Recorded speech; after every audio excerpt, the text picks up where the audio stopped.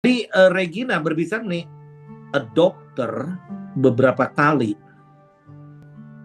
Ini kata kunci untuk rahasia kita sebagai anak-anak Tuhan. Kalau kita nggak ngerti mengenai adopsi, maka kita sepertinya homeless, tidak punya otoritas.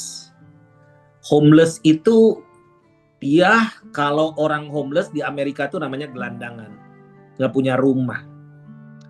Gerakan My Home semakin hari semakin dalam pengertiannya, semakin tajam gambar visinya, dan semakin bergerak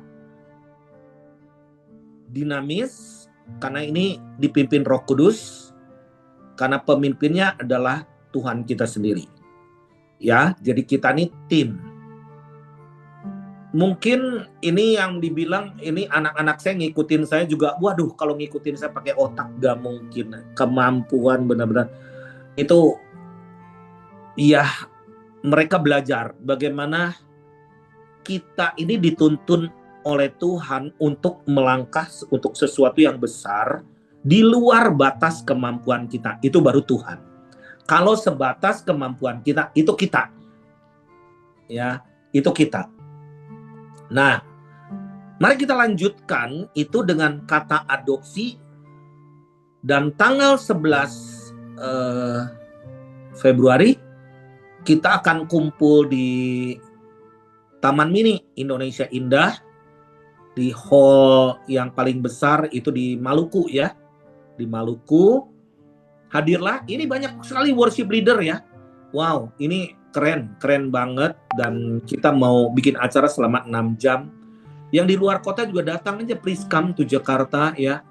Dan orang diundang tuh mau semua. Jadi jangan sampai kita ini juga pusing panitia karena selalu overflow terus ya. Kita nih di luar kapasitas. Ke Lumajang ini luber benar-benar, sampai panitia udah terserah mau datang, dan tapi akomodasi ngatur sendiri, ngatur dewek sendiri karena itu kota kecil. Sampai kemarin juga ada yang ke rumah saya, ya kenapa aku nggak ke Lumajang, karena memang udah kehabisan. Kataku karena iman kamu kurang. Sebenarnya kamu datang aja. Sebenarnya kalau mau tidur di emperan, mau tidur di mana, kayak bisa aja gitu kan. Tetapi anyway, kata saya semuanya udah porsinya Tuhan. Nah, tanggal 11 itu kapasitas cuma 300 ya Gia. Mungkin ya whatever lah. Kita mau book untuk adopsi suku-suku itu ada 38 provinsi dan semua suku ada di situ. Ternyata ketika kita punya roh adoption, spirit of adoption, oh my God. Saya datang ke Palangkaraya juga, saya udah belasan tahun nggak datang ke sini. Saya ngelihat itu anak-anak yang dulu masih orok-orok, masih bayi, sekarang udah nyebut om, udah nyebut father, nyebut opah lah, wah ya udah macam-macam. Waduh, kata saya nih. Dan ketika saya mendarat di sini, kok saya merasa bahwa ini kota penting sekali. Ya, karena kita perhatikannya IKN terus, tetapi sebenarnya womb-nya ada di sini nih. Ya, roots-nya ada di sini. Dan ketika saya berbincang-bincang, barusan diantar ke hotel, anak-anak yang pelayanan, harusnya ibu kota tuh di sini. Ya, anyway, womb-nya itu ada di sini. Altarnya ada di sini. Dan kita harus benar-benar adopsi ini secara luar biasa. Dan saya melihat kesatuannya hebat sih, hebat. Tadi ada PGI, PGLII, Advent berkumpul bersama-sama, dan besok saya sharing di seminar kurang lebih 500 pendeta dari 13 kabupaten hadir. Wow, luar biasa. Yang gini nggak ditemukan di bangsa lain dimanapun ya. Dan orang-orang Kanada datang sini, wow, so amazed, tidak bisa ditemukan dimanapun ya. Ada kesatuan antar denominasi, bisa berkumpul bersama-sama. Coba buka Roma 8 ayat 14. Roma 8 ayat 14. Nanti tolong Regina siap-siap ya baca ayat-ayat yang selanjutnya nanti ya. Roma 8 ayat 14. Semua orang yang dipimpin Roh Allah adalah anak Allah, the Son of God. Ini saya kaget ketika saya buka catatan saya. Ini kapan ya? Sekitar sebelum kurang lebih 10 tahun yang lalu.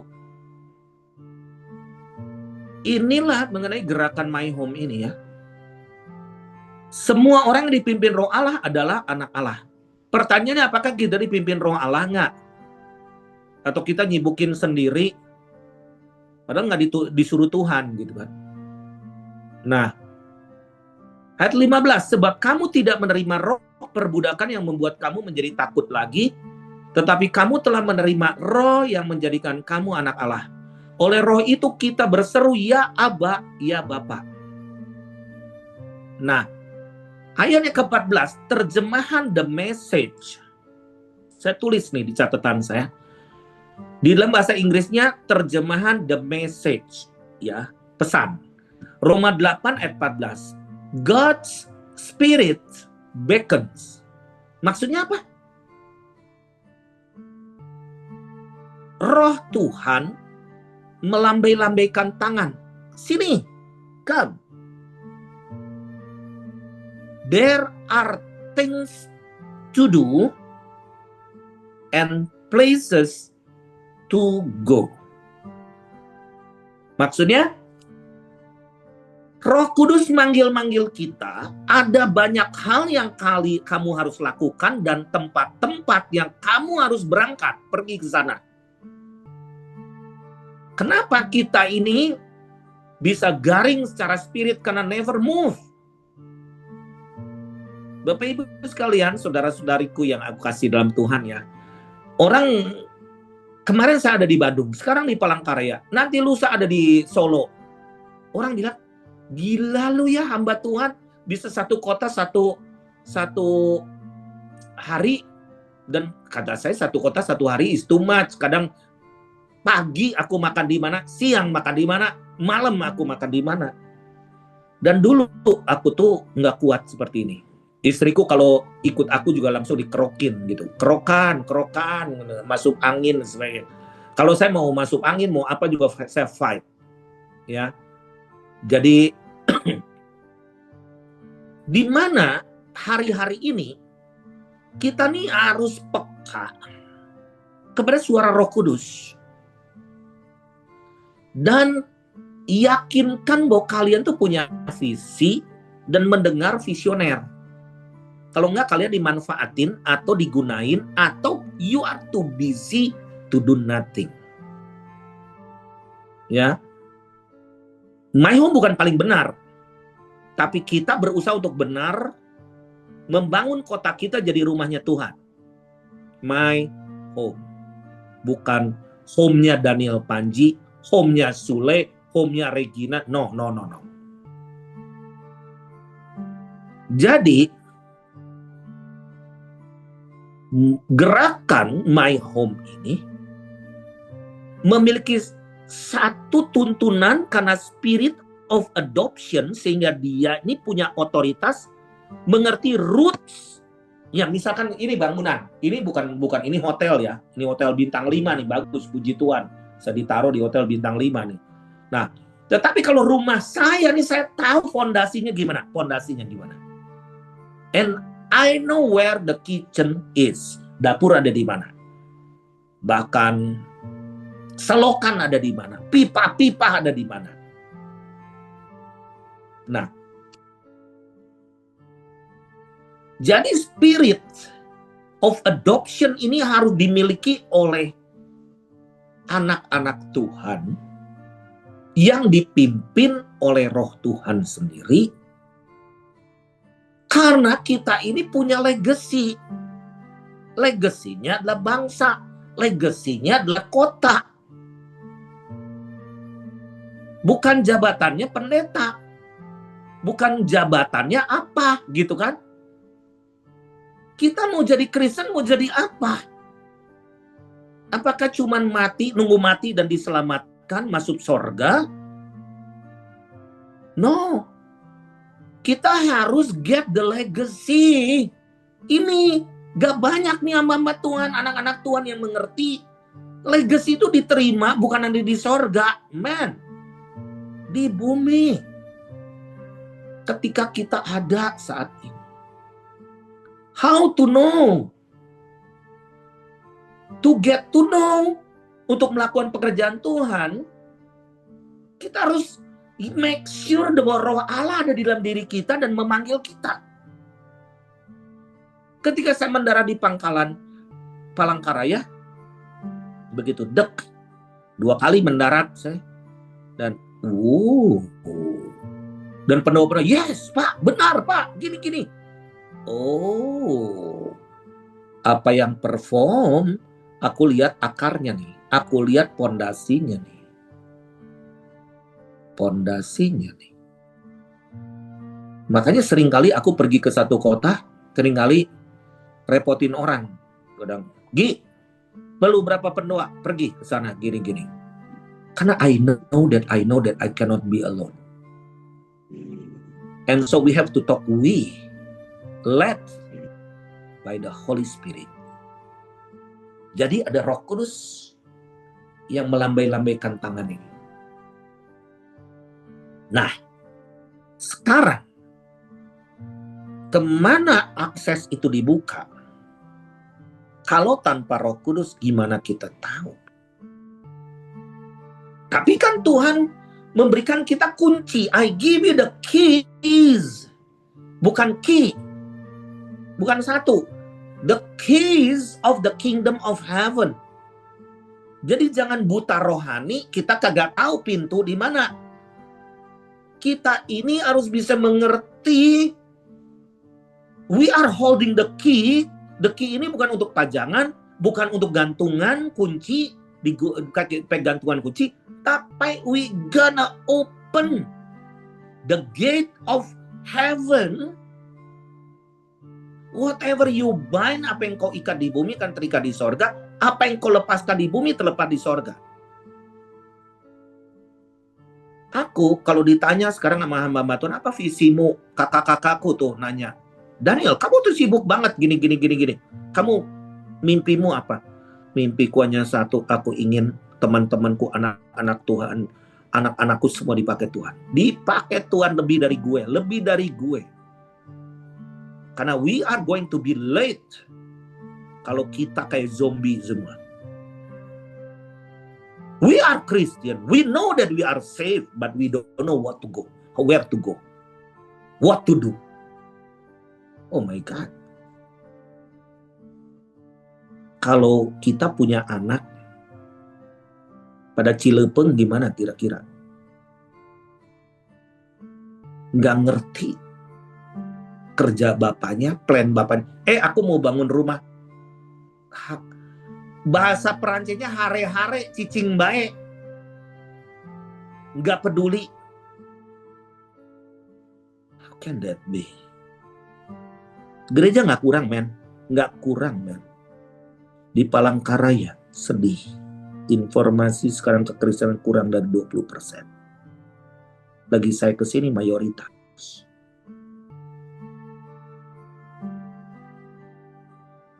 So, jadi kita nih holding the keys. Kita nih orang yang punya otoritas. Setan juga tahu itu. Jangan dikelabui oleh keadaan zaman, info-info yang gini menakutkan, COVID lah, inilah, itulah, perang. Yes, kita udah mengalami COVID, musim COVID udah. Sampai saya ditanya, Pak Daniel udah berapa kali kena COVID? Gua nggak tahu, nggak pernah ngitung, mungkin berkali-kali, mungkin 40 kali tapi gua masih hidup. Kita mau ngitung itu. Yang kita hitung adalah kita masih hidup. Kita mau kemana? Kita mau kemana? Nah, coba di dalam Kisah Rasul 10, Regina tolong baca. Ini rada panjang ya. Kisah Rasul 10 ayat 1 sampai ayat 36.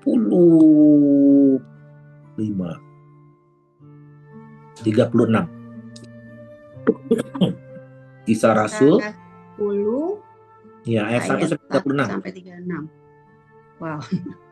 Ya, ayat yang pertama dimulai. Di Kaisarea ada seorang yang bernama Cornelius, seorang perwira pasukan yang disebut pasukan Italia. Ia saleh, ia serta seisi rumahnya takut akan Allah, dan ia memberi banyak sedekah kepada umat Yahudi dan senantiasa berdoa kepada Allah. Dalam suatu penglihatan kira-kira jam 3 petang, jelas tampak kepadanya seorang malaikat Allah masuk ke rumahnya dan berkata kepadanya, Cornelius. Ia menatap malaikat itu dan dengan takut ia berkata, ada apa Tuhan? Jawab malaikat itu, semua doamu dan sedekahmu telah naik ke hadirat Allah dan Allah mengingat engkau. Dan sekarang suruhlah beberapa orang ke Yope untuk menjemput seseorang yang bernama Simon dan yang disebut Petrus. Ia menumpang di rumah seorang penyamak kulit yang bernama Simon yang tinggal di tepi laut. Setelah malaikat yang berbicara kepadanya itu meninggalkan dia, dipanggilnya 2 orang hambanya beserta seorang prajurit yang saleh dari orang-orang yang selalu bersama-sama dengan dia. Dan sesudah ia menjelaskan segala sesuatu kepada mereka, ia menyuruh mereka ke Yope. Keesokan harinya, ketika ketiga orang itu berada dalam perjalanan dan sudah dekat kota Yope, kira-kira pukul 12 tengah hari, naiklah Petrus ke atas rumah untuk berdoa. Ia merasa lapar dan ingin makan. Tetapi sementara makanan disediakan, tiba-tiba rohnya diliputi kuasa ilahi. Tampak olehnya langit terbuka dan turunlah suatu benda berbentuk kain lebar yang bergantung pada keempat sudutnya yang diturunkan ke tanah. Di dalamnya terdapat pelbagai jenis binatang berkaki 4, binatang menjalar dan burung. Kedengaranlah olehnya suatu suara yang berkata, bangunlah hai Petrus, sembelihlah dan makanlah. Tetapi Petrus menjawab, tidak Tuhan, tidak, sebab aku belum pernah makan sesuatu yang haram dan yang tidak tahir. Kedengaran pula untuk kedua kalinya suara yang berkata kepadanya, apa yang dinyatakan halal oleh Allah, tidak boleh engkau nyatakan haram. Hal ini terjadi sampai 3 kali dan segera sesudah itu terangkatlah benda itu ke langit. Yesus bertanya-tanya di dalam hatinya, apa kiranya arti penglihatan yang telah dilihatnya itu? Sementara itu telah sampai di muka pintu orang-orang, disuruh oleh Cornelius dan yang berusaha mengetahui di mana rumah Simon. Mereka memanggil seorang dan bertanya, apakah Simon yang disebut Petrus ada menumpang di rumah itu? Dan ketika Petrus sedang berpikir tentang penglihatan itu, berkatalah roh, ada 3 orang mencari engkau. Bangunlah, turunlah ke bawah dan berangkatlah bersama-sama dengan mereka. Jangan bimbang, sebab aku yang menyuruh mereka kemari. Lalu turunlah Petrus ke bawah dan berkata kepada orang itu, akulah yang kamu cari, apa maksud kedatangan kamu? Jawab mereka, Cornelius seorang perwira yang tulus hati dan takut akan Allah dan yang terkenal baik di antara seluruh bangsa Yahudi, telah menerima pernyataan Allah dengan perantaraan seorang malaikat kudus, supaya ia mengundang engkau ke rumahnya dan mendengar apa yang akan kau katakan. Ia mempersilahkan mereka untuk bermalam di situ. Keesokan harinya ia bangun dan berangkat bersama-sama dengan mereka, dan beberapa saudara dari Yope menyertai dia. Dan pada hari berikutnya sampailah mereka di Kaisarea. Cornelius sedang menantikan mereka dan ia telah memanggil sanak saudaranya dan sahabat-sahabatnya untuk berkumpul. Ketika Petrus masuk, datanglah Cornelius menyambutnya dan sambil tersungkur di depan kakinya, ia menyembah Petrus. Tetapi Petrus menegakkan dia, katanya, bangunlah, aku hanya manusia biasa. Dan sambil bercakap-cakap dengan dia, ia masuk dan mendapati banyak orang sedang berkumpul. Ia berkata kepada mereka, kamu tahu betapa kerasnya larangan bagi seorang Yahudi untuk bergaul dengan orang-orang yang bukan Yahudi atau masuk ke rumah mereka. Tetapi Allah telah menunjukkan kepadaku bahwa aku tidak boleh menyebut orang najis atau tidak tahir. Itulah sebabnya aku tidak keberatan ketika aku dipanggil, lalu datang kemari. Sekarang aku ingin tahu, apa sebabnya kamu memanggil aku?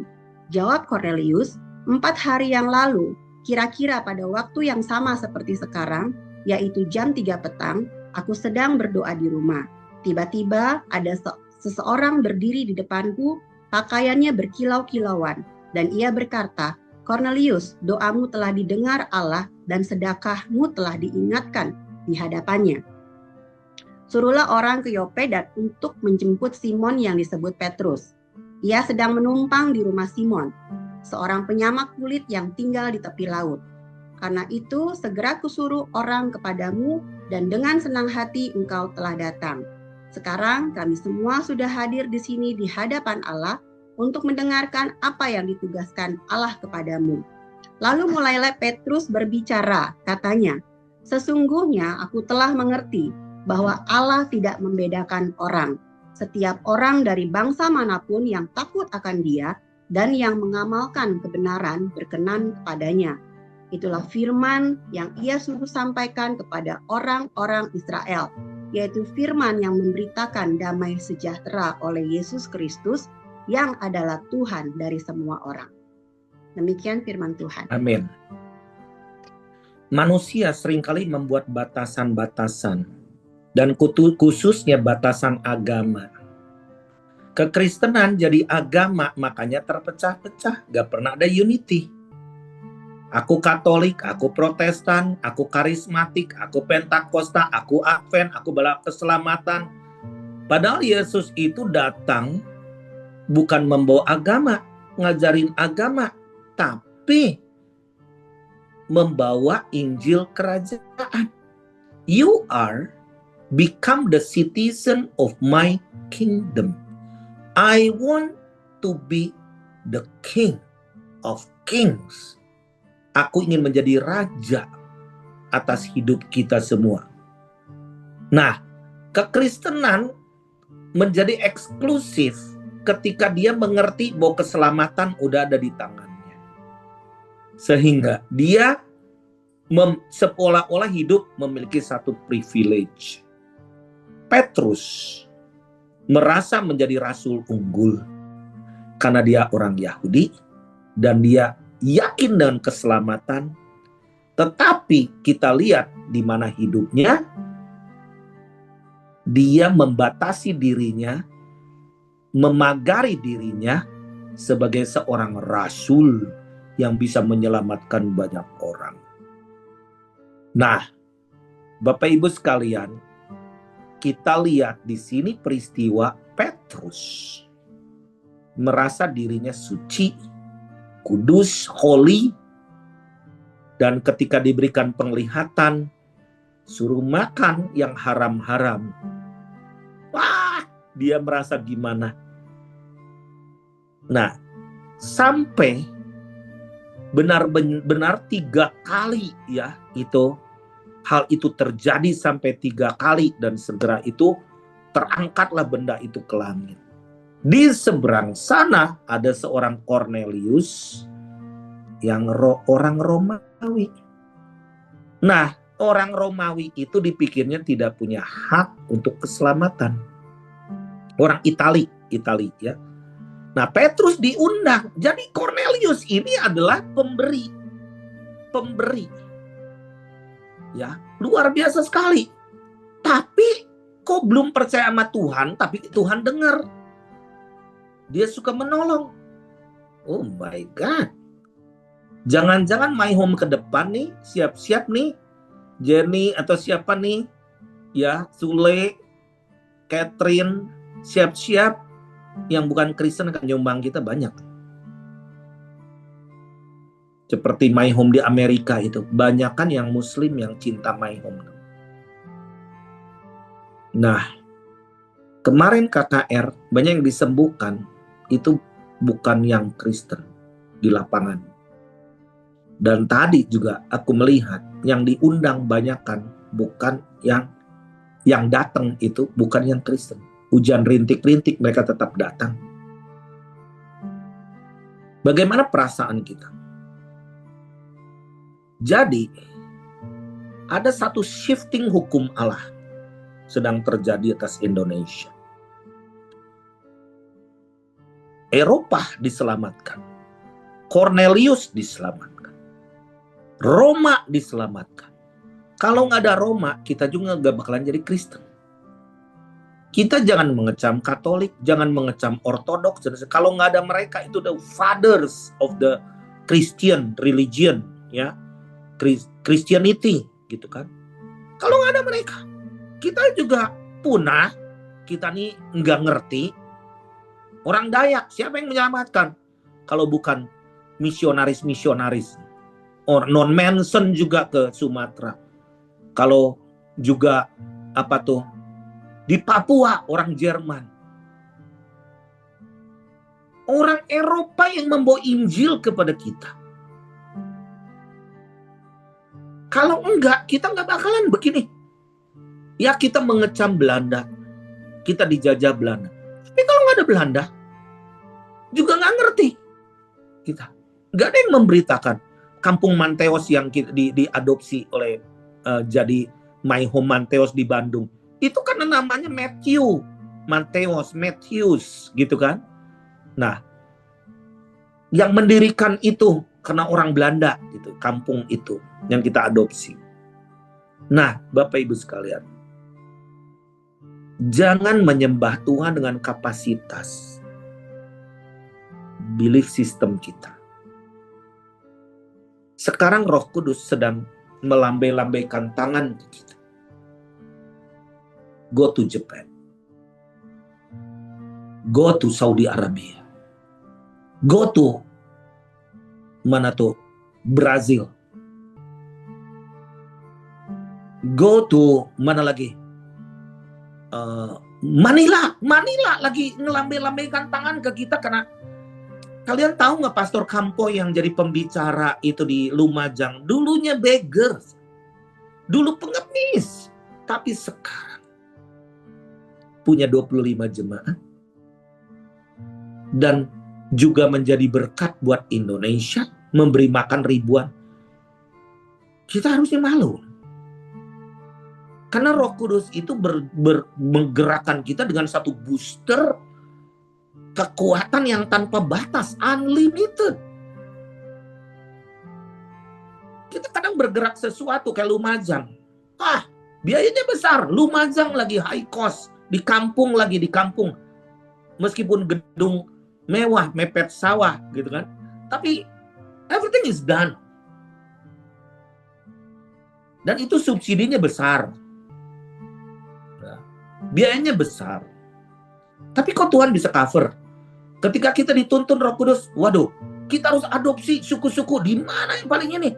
Taman Mini. Waduh, ketika kita dokal di Taman Mini, oh my God. Emang Indonesia tuh setan-setanan semua. Nah, setiap provinsi. Kok nggak ada nilai kekristenan sama sekali? Bahwa kekristenan masuk melalui Portugis, melalui Belanda, nggak ada tapaknya. Emang diserahin ke setan sih. Ada pohon kehidupan dan naga-naga dan sesuai nubuatan. Itu bukan sekedar tahun baru Imlek, tahun ular kayu, tetapi Jonathan Kahn dan juga Rick Joyner mengatakan this is the year of dragon. Old dragon. Nah, jadi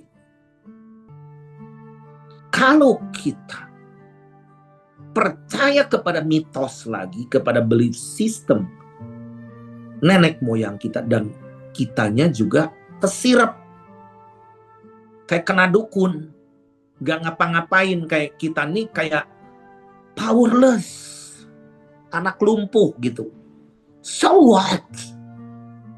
Kita harus bangkit. Bagaimana Roh Kudus ini melambai-lambaikan tangan kepada kita. Kalau kita nggak move, kita ini akan seperti kena stroke. Gak punya spirit of adoption sama sekali gitu. Karena Tuhan mengatakan, mintalah kepadaku maka bangsa-bangsa aku berikan kepadamu menjadi milik pusakamu dan ujung bumi menjadi kepunyaan. Petrus diundang sama Cornelius bukan sekedar karena dia orang Itali, tetapi juga karena orang kafir lebih rendah dari anjing bagi orang Yahudi. So how privilege.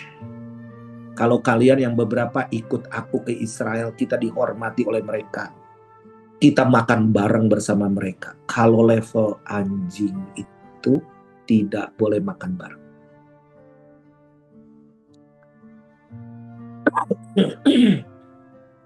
Bagiku,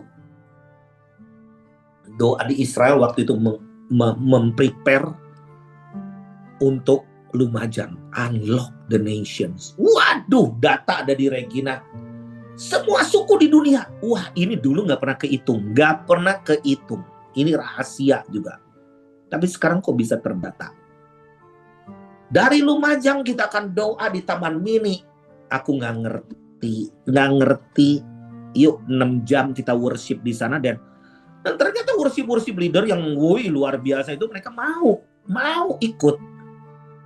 Wah, this is the time, mereka katakan.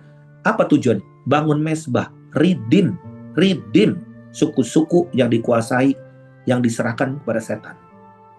Kita mau bangun altar bagi Tuhan. Kita mau bangun mesbah bagi Tuhan. Tadi ketika saya dijemput dari hotel ke tempat lapangan di tengah kota, saya katakan, ada altar di kota ini, ada apa? Ada seperti ada mesbah. Ada, Pak. Bahkan di dekat di sini di hutan itu adalah pusat bumi yang disebut Subud, agama Subud. Oke. One of. Juga ada batu mesbah di situ, ada juga di tengah kota, ada apa? Wow. Mesbah apa? Kenapa kita ke sini? Yesus berkata, akulah pintu. Kalau kita holding the key and you don't know the door is, oh my God.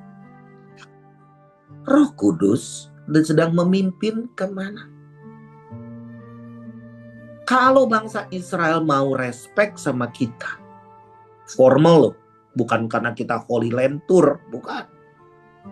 Formal, diundang dan respect. Apakah kita jadi sombong? Holy Spirit, lead us. Where should we go? Kemana lagi kita harus melangkah? Cornelius menjadi ikon, buah sulung untuk keselamatan bangsa-bangsa lain. Mungkin one day kita ini mesti pergi ke suku yang terabaikan. Gak ada guna, gak ada value. Tapi mau jadikan mereka menjadi buah sulung. Yesus pintu. Pintu itu adalah bicara soal hukum, pintu bicara soal dimensi, pintu itu akses, unlock the dimension, memasuki dunia baru. Tahun 2025. Semua udah on progress. One world religion. One world economic system. One health. One apa lagi? Kita oneness di dalam Tuhan. Unity in diversity. Setiap kalian akan dipakai Tuhan. Make sure that you are holding the key. Mari lakukan sesuatu ketika Roh Kudus memanggil kita. Menyeberang kemari. Jangan bingung, mana ininya, logistiknya, nginepnya di mana. Saya ketika berkhotbah di Pekanbaru, aduh Tuhan, ngirim misionaris gimana? Hidupnya gimana? Di dalam Lukas 9. Coba baca Regina, Lukas 9 mulai dari ayat 1 dan selanjutnya. Kenapa kamu mikirin misionaris? Hidupnya gimana? Coba baca Lukas 9. Kamu jangan jadi Tuhan untuk para misionaris. Lukas 9. Kita ini harus jadi Yohanes Pembaptis aja, membuka jalan gitu. Oke, silakan. Lukas 9 ayat berapa tadi Pak? Mulai ayat 1. Oh, 1. Sampai terus aja. Sampai 4 atau gimana? Lukas 9. Maka Yesus memanggil ke-12 muridnya, lalu memberikan tenaga dan kuasa kepada mereka. Apa? Tenaga dan kuasa. Tenaga dan kuasa. Power and authority. Terus? Yes. Kepada mereka untuk menguasai setan-setan dan untuk menyembuhkan penyakit-penyakit. Dan ia mengutus mereka untuk memberitakan kerajaan Allah dan untuk menyembuhkan orang. Katanya kepada mereka, jangan membawa apa-apa dalam perjalanan. Jangan membawa tongkat atau bekal, roti atau uang, atau 2 helai baju. Dan apabila kamu sudah diterima dalam suatu rumah, tinggallah di situ sampai kamu berangkat dari situ. Dan kalau ada orang yang tidak mau menerima kamu, keluarlah dari kota mereka dan kebaskanlah debunya dari kakimu sebagai peringatan terhadap mereka. Lalu pergilah mereka dan mereka mengelilingi segala desa sambil memberitakan Injil dan menyembuhkan orang sakit di segala tempat. Demikianlah firman Tuhan. Jadi jangan ngurusin orang yang diutus Tuhan.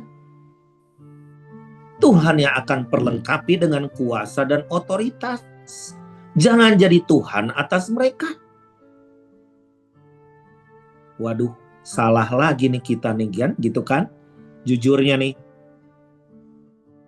Jangan coba kita nih jadi super. Ketika orang yang ingin jadi misionaris, mereka punya komitmen total. Sampai diterima aja di rumah seseorang. So, jadi siapkan jalan. Siapkan jalan. Karena setiap orang unik di mata Tuhan. Dan setiap orang yang diutus siap untuk bayar harga. Kiranya Tuhan memberkati kita semua dan mari cross the border today.